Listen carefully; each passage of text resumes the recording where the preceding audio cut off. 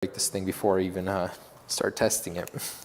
But I am kind of curious, how will the stainless steel absorb the impact compared to aluminum, which is, you know, a lot softer and it seems to just bend when you drop it. All right, so let's start with the waist height impact. This is about 3 feet or so and, on the rear. In 3, 2, 1.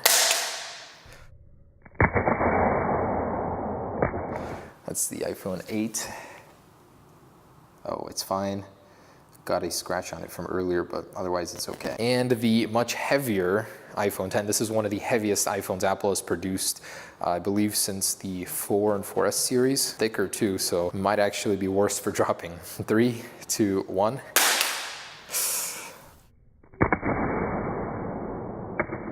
Please, please, please. Okay, we're all good here. I just feel like these things are so damn fragile, but the color is a little different, I noticed, versus the 8. It's a little darker. Interesting. Okay, so side impact here from waist height. 3, 2, 1. I can see that one's all right, and I'll move it aside. And 3, 2, 1.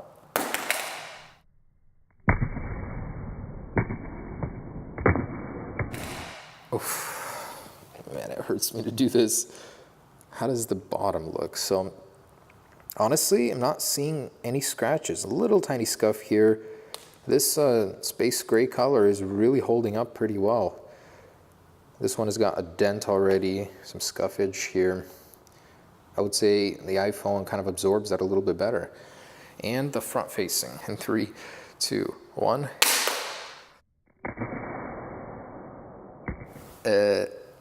It's all right. And the 10, 3, 2, 1.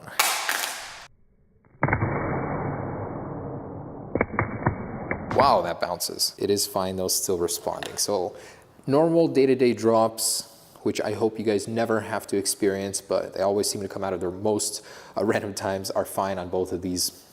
They did survive. So let's go a little bit higher to head height here and try them out.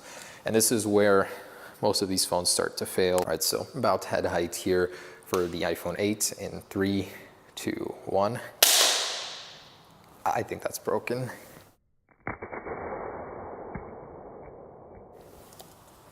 Yep, completely shattered. So about head height, 5 feet, you're gonna see damage on your phone. That's where you really need a case. But the new glass is actually pretty awesome because it doesn't really stick out as much. So cool.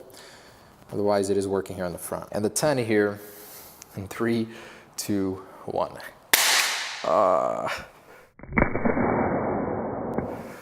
Please. Oh, wow.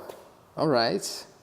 I don't know what that could be. Honestly, the camera is a little bit wider. It's different, not as flat here. Could have something to do with it. This thing looks fantastic for being dropped from head height. This stainless steel border is seriously tough. Wow.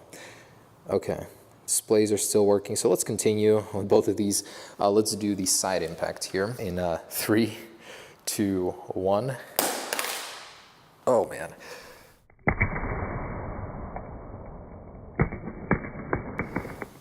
That took a chunk out of there. It actually bent the whole bottom of the phone.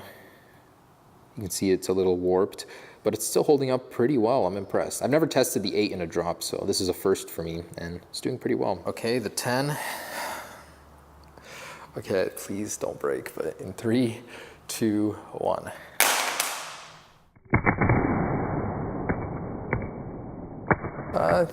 Kind of half on the side from the front, but still, look at that. It is held up marvelously, and the scuffs just seem to wipe away. It's like amazing how durable this stainless steel is. Still working perfectly. That leaves face down from head height. This is the 8 first, and 3, 2, 1. I don't know. Oh, wow. Welcome surprise there. Still working too. Back is demolished, so did well. please. 3, 2, 1. Wow, that jumps.